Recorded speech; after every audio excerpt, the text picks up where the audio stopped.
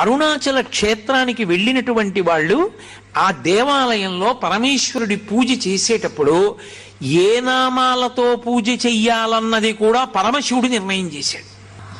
అరుణాచల క్షేత్రంలో ఈ నామాలతోటే నాకు పూజ, ఇతర నామములు కూడా పలకవచ్చు, ఆడవచ్చు, కానీ ఈ నామములే నా దగ్గర పలకాలి, దాని చేత నేను ఎక్కువ ప్రీతి చెందుతాను.